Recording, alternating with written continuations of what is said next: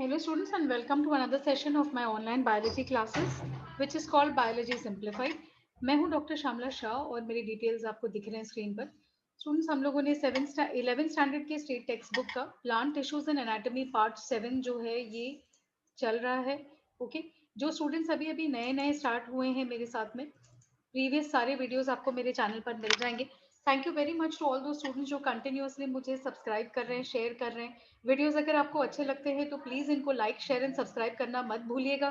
Channel को subscribe ज़रूर कीजिएगा. बेल आइकॉन दबा देंगे तो आपको जो सब्सिक्वेंट वीडियोस हैं उनका आपको कनेक्शन जो है वो मिलता चला जाएगा. स्टूडेंट्स मैंने ऑनलाइन क्लासेस शुरू किए हुए हैं 9th स्टैंडर्ड से लेकर 12th स्टैंडर्ड तक. बायोलॉजी का कोई भी बोर्ड जो है मैं ऑनलाइन क्लासेस लेती हूँ. Guaranteed improvements and increase in marks, full scores.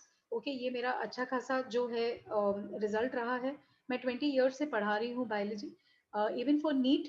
Okay आप मुझे कांटेक्ट कर सकते हैं. डिटेल में कॉन्सेप्ट बेस्ड स्टडी होती है फिर स्कोर इम्प्रूवमेंट के लिए. अगर कोई रिपीट स्टूडेंट्स हैं, ओके अगर आप एम्स के लिए टारगेट कर रहे हैं तो मुझे ज़रूर कांटेक्ट कीजिएगा फॉर ऑनलाइन क्लासेस. पर लेक्चर पर चैप्टर बेसिस पर भी बहुत सारे जो है स्टूडेंट्स ले रहे हैं. डाउट सॉल्विंग सेशंस हैं तो मुझे कांटेक्ट कीजिएगा for any further details. And please don't forget to subscribe to the video end तक देखिए. मैंने बहुत डिटेल में टॉपिक लेने के लिए ट्राई किया है. अगर आप चाहते हैं कि मैं कोई और कंटेंट करूं तो प्लीज़ आप मुझे मैसेज कर दीजिए या तो फिर कमेंट डाल दीजिए. स्टूडेंट्स हम लोग जो है लास्ट टाइम हमने इंट्रोडक्शन लिया है to the ground tissue system. Okay कि वो क्या होता है कि जो बेसिस टिश्यू है उसको हमने एपिडर्मल, ग्राउंड टिश्यू और वैस्कुलर टिश्यू में डिवाइड किया हुआ है. ओके एपिडर्मल टिश्यू सिस्टम के यहाँ पे आपको कुछ डायग्राम्स दिखाए गए हैं बट पहले हम उसका थियोरी देख लेते हैं. ओके फिर हम देखते हैं एपिडर्मल टिश्यू है क्या. अब जैसे मैंने आपको लास्ट टाइम बताया था, एपिडर्मल का जनरली मतलब होता है कवरिंग. ओके तो एपिडर्मल टिश्यू सिस्टम कुछ ऐसे टिश्यूज हैं या सेल्स हैं जो प्लांट के आउटर बॉडी को कवर करते हैं. करेक्ट है. जैसे आपके लीव्स हो गए, पत्ते हो गए. अगर आप देखेंगे ऊपर का जो लेयर होता है वो जो लेयर है जो पूरे लीफ को चारों तरफ से कवर किया हुआ है वो एपिडर्मल हो जाएगा. करेक्ट है. ऐसे ही रूट्स को जो बाहर का लेयर कवर करता है वो एपिडर्मल है ना. फ्रूट्स को जो कवर करता है वो एपिडर्मल है. तो एपिडर्मल मतलब कवरिंग टिश्यू जो प्लांट के बॉडी को कवर करता है. करेक्ट है. ये कहाँ से आता है? ये आता है प्रोटोडर्म से या डर्मेटोजेन से. ओके अब ये जो टर्म्स है ना, प्रोटोडर्म, डर्मेटोजेन, ये कुछ ऐसे टिश्यूज है जो प्राइमरी मेरिस्टेम से डिराइव होते हैं. करेक्ट है. तो आपको बहुत ज्यादा उसके ऊपर मतलब टेंशन नहीं लेना है कि हाँ टर्म्स पे टर्म्स आते जा रहे हैं. They are just technical terms to explain. जैसे अगर मुझे स्किन का डिस्क्रिप्शन देना है तो मुझे आई हैव टू यूज, मुझे कुछ टर्म्स यूज करने पड़ते हैं. करेक्ट है. कि ऊपर का एपिडर्मिस है, फिर नीचे का है, फिर लोअर लेयर है, उसके नीचे का लेयर है, तो मैंने हर लेयर को एक नाम दिया है. वैसे ही जब प्लांट अपनी लाइफ शुरू करती है, ओके तो उसके इनिशियल कुछ प्राइमोडियल मेरिस्टेम्स होते हैं, फिर प्राइमरी मेरिस्टेम्स होते हैं. राइट. ये इनिशियल सेल्स हैं.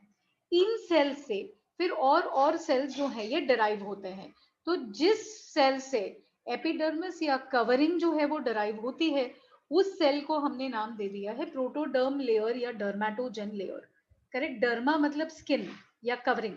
तो ये सारे उसी से रिलेटेड हो जाते हैं. करेक्ट है. जो दो टाइप के स्ट्रक्चर्स आपको एपिडर्मल टिश्यू सिस्टम में दिखते हैं, ओके इनको हमने नाम दिया है. एक तो एपिडर्मिस जो खुद लेयर ही है और एपिडर्मिस से निकलने वाले दूसरे स्ट्रक्चर्स जिसका नाम है एपिडर्मल अपेंडेज. ओके अपेंडेज मतलब कोई एक्स्ट्रा चीज जो वहां पे है. तो एपिडर्मिस में कोई एक्स्ट्रा स्ट्रक्चर्स, उसको हमने नाम दे दिया है एपिडर्मल अपेंडेज. करेक्ट. अब चलिए देखते हैं एपिडर्मिस क्या है. एपिडर्मिस सबसे बाहर का, ओके एक प्रोटेक्टिव कवरिंग है, सेल लेयर है, एक ही लेयर है जो कवर करता है पूरे सरफेस को.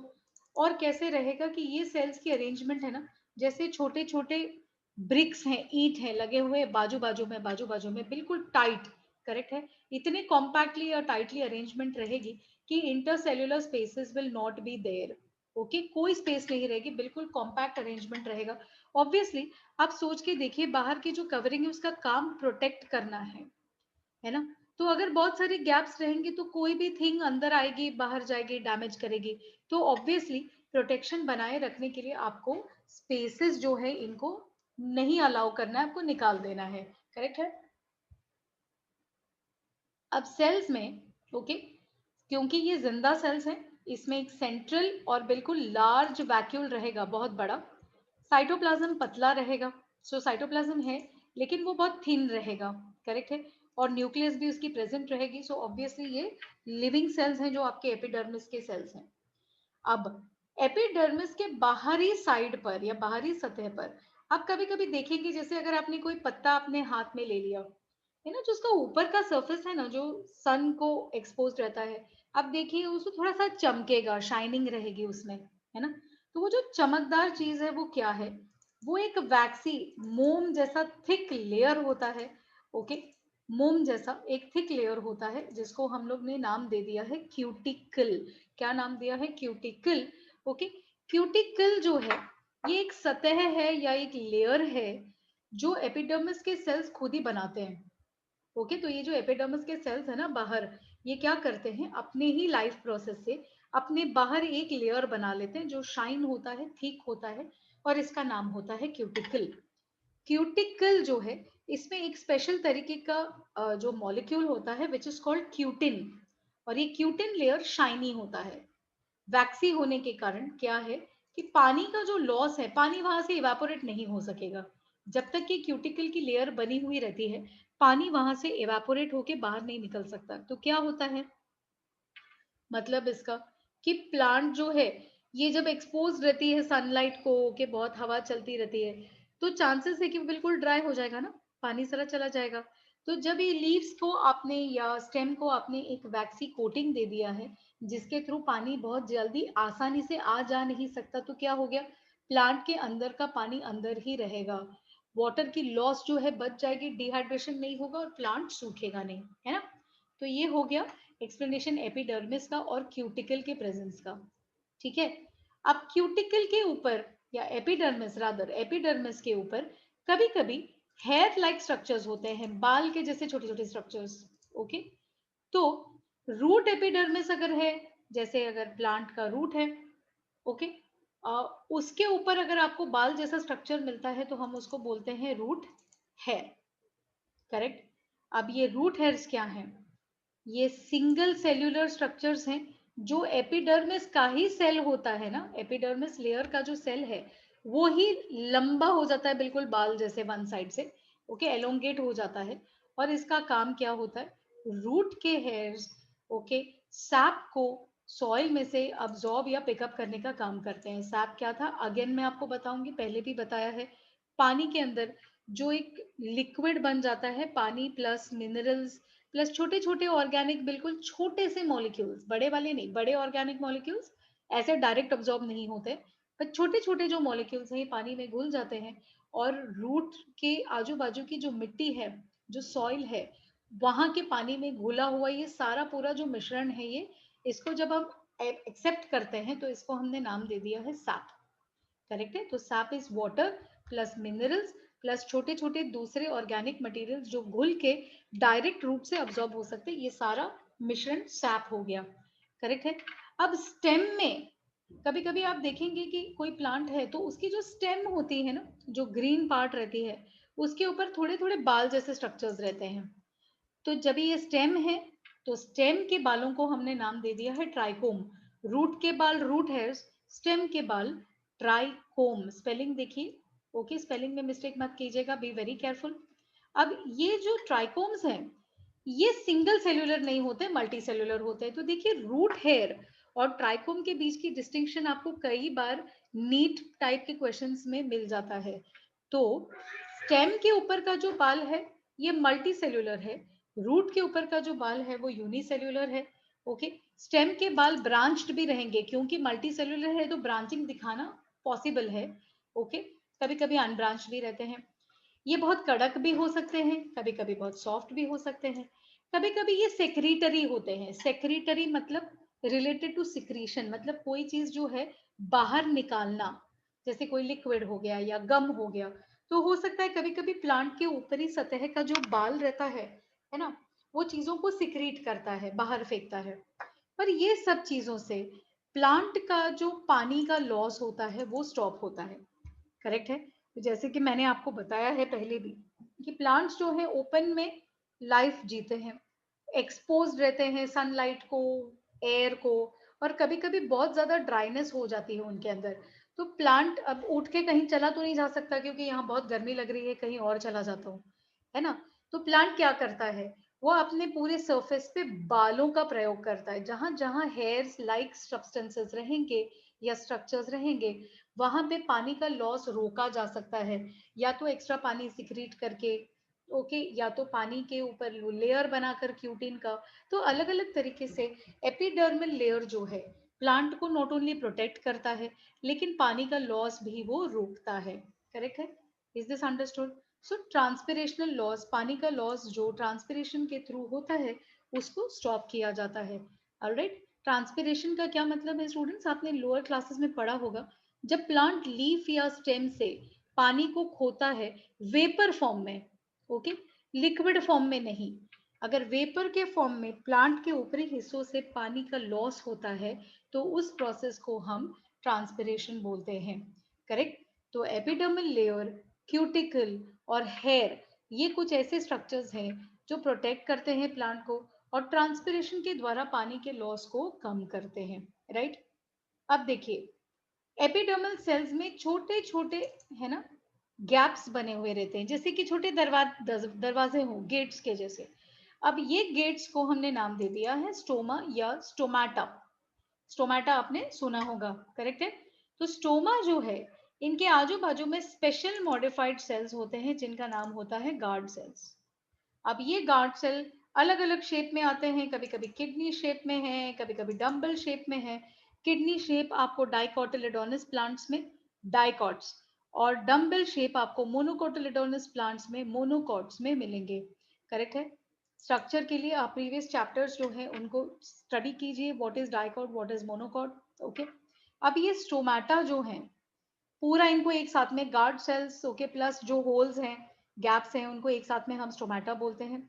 स्टोमाटा, ओके, गार्ड सेल्स और आजू बाजू के जो सेल्स होते हैं which are called subsidiary cells, इन लोगों का एक पूरा यूनिट बन जाता है which is called the stomatal apparatus.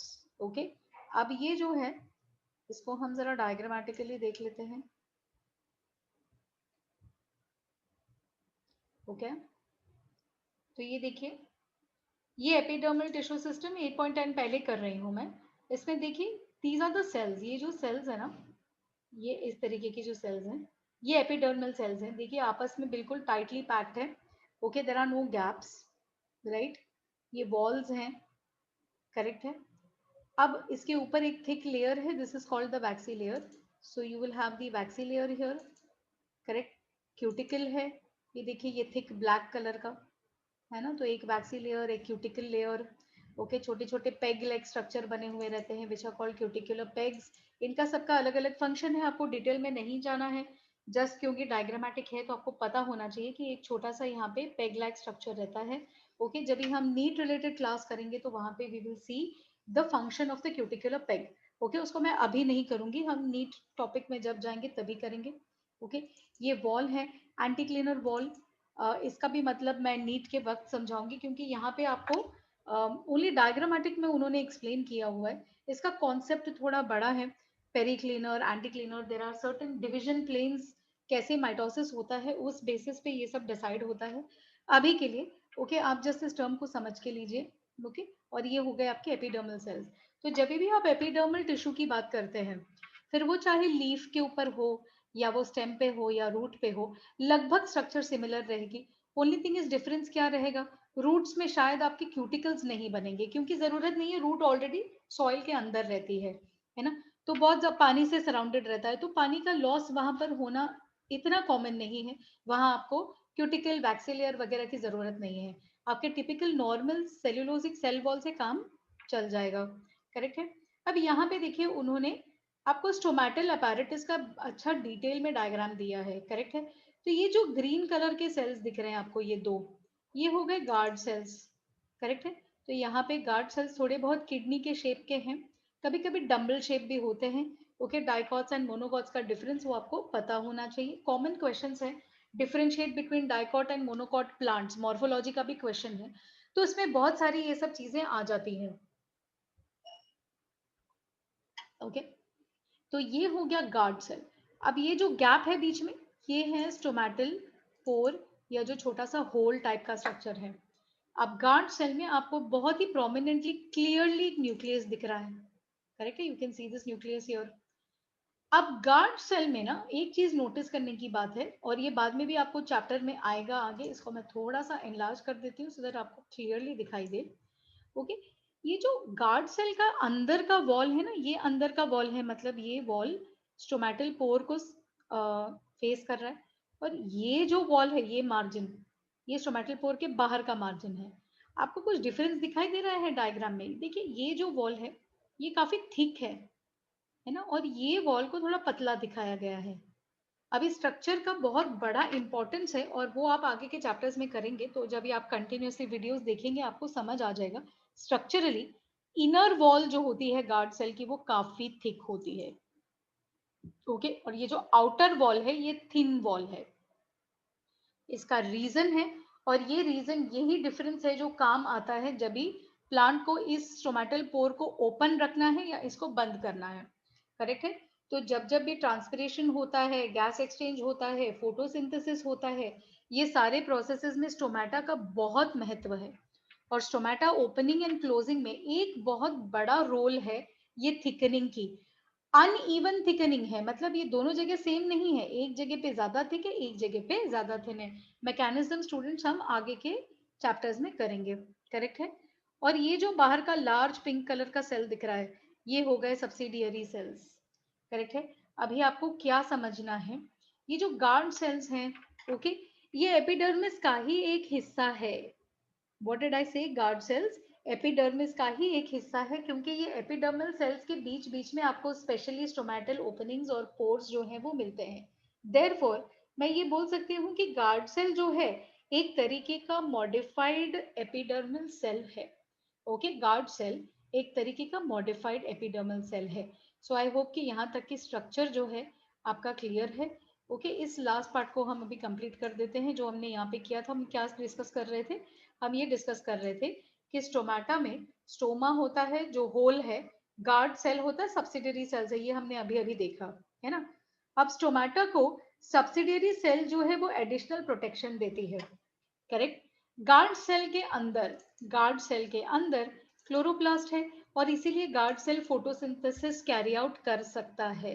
मतलब जब ये फोटोसिंथेसाइज करेगा तो इसके अंदर शुगर्स जो हैं ये बनते चले जाएंगे, इनकी मात्रा इंक्रीज होगी, करेक्ट है। फोटोसिंथेसिस का मतलब ही यही है कि कार्बन डाइऑक्साइड और पानी के मदद से प्लांट ग्लूकोज बनाता है, राइट। आपने लोअर स्टैंडर्ड्स में इक्वेशन लिखा होगा, CO2 plus water in the presence of light and chlorophyll gives you glucose plus energy, correct है।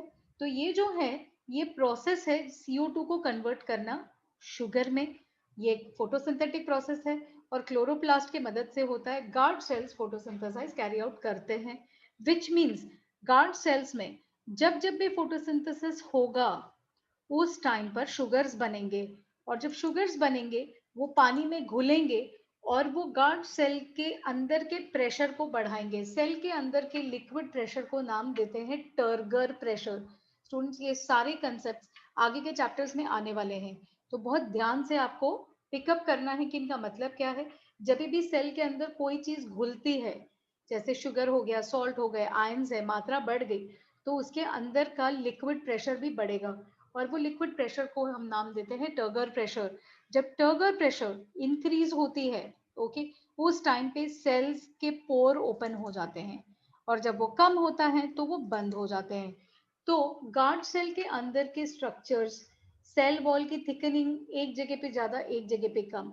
सेकेंड थिंग, फोटोसिंथेसिस का होना, शुगर का बढ़ना, टर्गर प्रेशर का चेंज होना, ये सब चीजों पे निर्भर करता है गार्ड सेल ओपन रहेगा या क्लोज रहेगा। अगर वो ओपन या टर्जिड रहेगा तो पोर भी खुली हुई रहेगी। अगर वो फ्लैक्सिड या लेस पानी वाला रहेगा गार्ड सेल, तो फिर पोर अपने आप बंद हो जाएगा। जितने भी ये प्रोसेसेस मैं बता रही हूँ आपको, मैंने उन्हें इंट्रोडक्शन दिया है। चैप्टर जब आएगा, ओके, ट्रांसपिरेशन से रिलेटेड चैप्टर्स जब आएंगे, ऑस्मोटिक प्रेशर से रिलेटेड ट्रांसपोर्ट में चैप्टर्स आएंगे, उस टाइम पे उसको डिटेल में किया जाएगा, करेक्ट है। ये ऑब्वियसली बहुत इंपॉर्टेंट है एक्सचेंज ऑफ गैसेस में और एक्सचेंज ऑफ वाटर वेपर में, करेक्ट है। तो this is a very important aspect of plant tissues. अब आ जाते हैं नेक्स्ट एस्पेक्ट पे, ओके, जो है ग्राउंड टिश्यू सिस्टम। सो एपिडर्मल सिस्टम हमने कंप्लीट कर लिया। अब आ जाते हैं ग्राउंड टिश्यू पे। ग्राउंड टिश्यू क्या है? करेक्ट है, अगर आप प्लांट के सारे टिश्यूज ले लें जितने हैं उतने, ओके, और उसमें से आप एपिडर्मिस को हटा दीजिए और आप जाइलम फ्लोएम को हटा दीजिए, जो बच जाता है वो है ग्राउंड टिश्यू। बहुत सिंपल है, करेक्ट है। Ground tissue simple permanent tissue से बनता है पैरेन्काइमा, मतलब राइट। कहाँ कहाँ प्रेजेंट है अब ये आपको याद रखना है। स्ट्रक्चर क्या है ये आज भी आगे हम सेक्शंस करेंगे ना, प्लांट के स्टेम का सेक्शन, रूट का सेक्शन, ओके, तो उसमें ये सब आएंगे कि कॉर्टेक्स क्या है, पेरिसाइकिल क्या है, पिथ क्या है, मेडुलरी रेस क्या है। ये सारी चीजें जो है ये ग्राउंड टिश्यू है और ये बनते हैं अलग अलग टाइप के पैरेन्काइमास से, ओके। कहाँ कहाँ रहते हैं ये? प्राइमरी स्टेम में, रूट में, सब जगह पे आपको मिलेंगे, ओके। कॉलेनकाइमा और स्क्लेरेनकाइमा, ओके, कॉलेनकाइमा और स्क्लेरेनकाइमा जो हाइपोडर्मस सिस्टम में प्रेजेंट है, ये भी ग्राउंड टिश्यू हैं। इनके अंदर क्लोरोप्लास्ट है। ये जो सेल्स हैं जिनको हम मेसोफिल बोलते हैं, ये भी ग्राउंड टिश्यू है, ओके। तो ग्राउंड टिश्यू में क्या आता है? सिंपल परमानेंट टिश्यू जैसे पैरेन्काइमा। पैरेन्काइमा से क्या क्या बनता है? कॉर्टेक्स, पेरिसाइकल, पिथ, मेडुलरी रेस। कहाँ पे होते हैं ये? स्टेम और रूट में। सेकेंड आता है कॉलेनकाइमा, ये हाइपोडर्मिस में रहता है। स्क्लेरेनकाइमा, ये भी हाइपोडर्मिस में रहता है। मीजोफिल टिश्यू, ये भी ग्राउंड टिश्यू है, ओके। तो ये जितने भी टिश्यूज हम डिस्कस कर रहे हैं, ओके, पैरेन्काइमा, कॉलेनकाइमा, स्क्लेरेनकाइमा, ये जितने भी टिश्यूज है ये सब ग्राउंड टिश्यू में आ जाते हैं, करेक्ट है। ऑल राइट, अब आ जाते हैं वैस्कुलर टिश्यू सिस्टम पे, ठीक है। तो हमने एपिडर्मिस कंप्लीट कर लिया, फिर हमने ग्राउंड टिश्यू कंप्लीट कर लिया, अब आते हैं वैस्कुलेचर पे। वैस्कुलेचर पहले से हमने देखा है कि ये ट्रांसपोर्ट से रिलेटेड टिश्यूज हैं, या तो पानी सैप का ट्रांसपोर्ट या तो फूड ग्लूकोज का ट्रांसपोर्ट। तो जब भी हम वैस्कुलेचर की बात कर रहे हैं we are talking of xylem and phloem, है ना। अब स्ट्रक्चर तो हम पहले कर चुके हैं, तो अभी क्या करना बाकी है? प्लांट में जाइलम एंड फ्लोएम की अरेंजमेंट क्या है, करेक्ट है। तो अगर आप सेक्शन लेते हैं और आपको दिखता है कि राउंड सर्कल में एक जाइलम एक फ्लोएम, एक जाइलम एक फ्लोएम, सर्कल के रेडियस पे, ओके, अगर जाइलम और फ्लोएम अलग अलग रेडियस पे प्रेजेंट है और एक दूसरे से अलग है, सेपरेट है, एक जाइलम एक फ्लोएम, एक जाइलम एक फ्लोएम, ओके, जब ऐसे राउंड में ये बनते हैं रेडियस पे, तो इस अरेंजमेंट को हमने बोल दिया है radial arrangement, okay. Separate radius पे जाइलम एंड फ्लोएम अलग अलग बंडल बना के अलग अलग रेडियस पे लाई करेंगे आजू बाजू में, ओके। तो जाइलम एंड फ्लोएम ऑल्टरनेट होंगे, अलग अलग रेडियस पे होंगे, तो इनका अरेंजमेंट का नाम होता है रेडियल। रेडियल अरेंजमेंट सबसे ज्यादा आपको रूट्स में दिखाई देता है। प्लीज अंडरस्टैंड कि जरूरी नहीं है हर एक प्लांट में रूट में होगा, ओके। हम एक जनरलाइजेशन कर रहे हैं कि मोस्टली वो रूट्स में रहता है, मोस्टली वो स्टेम में रहता है, ओके। स्टेम में जाइलम एंड फ्लोएम कैसे रहते हैं? एक ही लाइन पे दोनों आजू बाजू में खड़े हैं, हर रेडियस पे जाइलम और फ्लोएम साथ में खड़े मिलेंगे आपको, करेक्ट है। तो जब ऐसे कुछ हो जाता है तो हम लोग नाम देते हैं, ओके, कंजॉइंट, ओके। टिपिकली जब दोनों एक ही रेडियस में एक ही लाइन में रहते हैं जाइलम एंड फ्लोएम, तो जाइलम थोड़ा अंदर होता है पिथ के साइड में और फ्लोएम बाहर की तरफ होता है। तो ऐसे अरेंजमेंट को conjoint and collateral vascular bundle का नाम दिया जाता है। कंजॉइंट, कोलैटरल, करेक्ट है। अब फर्दर एक डिस्टिंक्शन है कि जैसे जब सेकेंडरी ग्रोथ होती है, प्लांट का मोटापा बढ़ता है, उसका गर्थ बढ़ता है, तो जाइलम एंड फ्लोएम के बीच में अगर एक स्पेशल टिश्यू प्रेजेंट है जिसका नाम है कैम्बियम, क्या कहा मैंने? जाइलम एंड फ्लोएम के बीच में अगर एक स्पेशल कैम्बियम टिश्यू प्रेजेंट है, तो ओके, ऐसे अरेंजमेंट को हम ओपन अरेंजमेंट बोलते हैं। कैम्बियम के होने से क्या होगा? सेकेंडरी ग्रोथ होगी, प्लांट का थिकनेस या मोटापा बढ़ेगा, करेक्ट है। अगर जाइलम एंड फ्लोएम के बीच में कैम्बियम नहीं है तो वहां पे ग्रोथ नहीं होगी, और ऐसे में हम कहते हैं सेकेंडरी ग्रोथ एब्सेंट है। तो कैम्बियम अगर जाइलम एंड फ्लोएम के बीच में प्रेजेंट है तो साइडवेज या लैटरल ग्रोथ होगी और प्लांट का जो तना है उसका मोटापा जो है वो बढ़ेगा।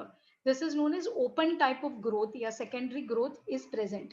अगर कैम्बियम नहीं है तो गर्थ उसकी साइडवेज ग्रोथ नहीं होगी, प्लांट का स्टेम पतला का पतला ही रहेगा, और ऐसे में हम कहते हैं कैम्बियम इज एब्सेंट या secondary growth is absent. Correct है। अब अरेंजमेंट को कंटिन्यू करते हैं।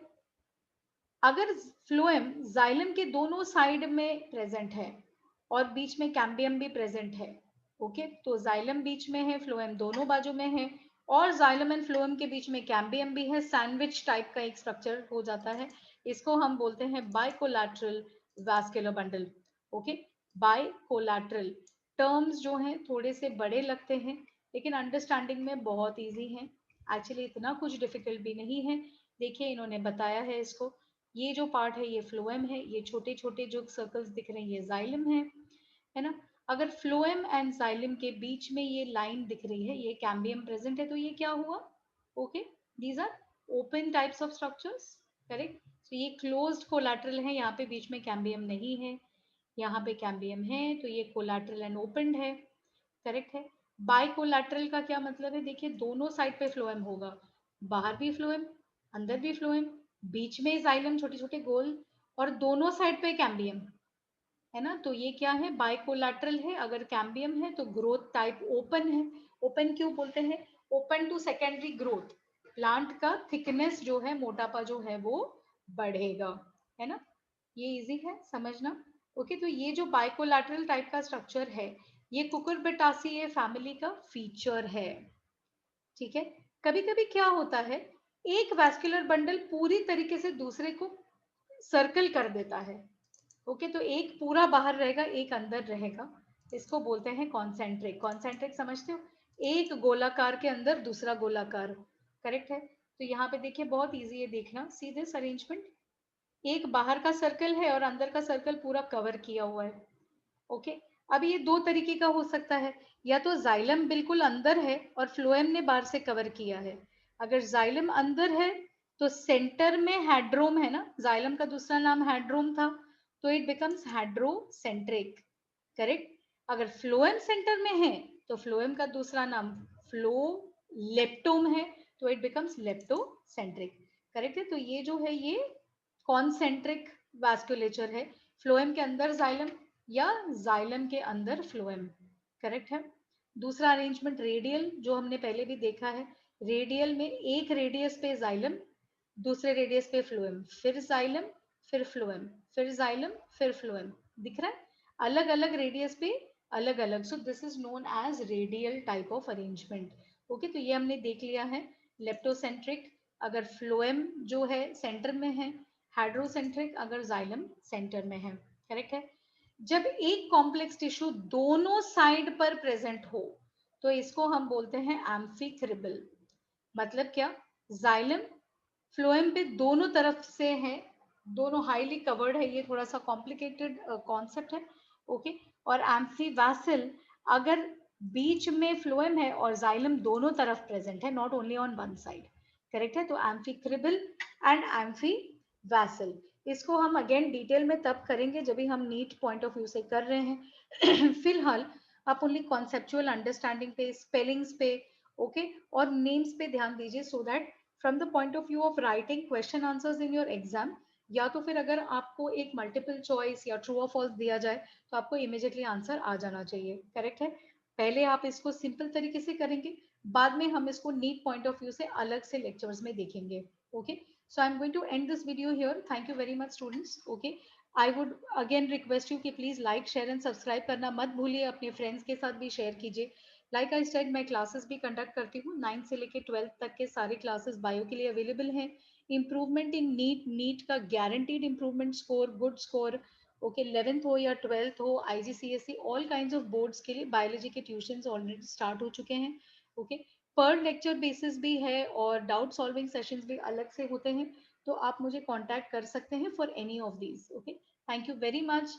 अगर आप बेल आइकॉन दबा देंगे तो सब्सिक्वेंट वीडियोस का आपको नोटिफिकेशन मिलता रहेगा। Thank you students and keep studying.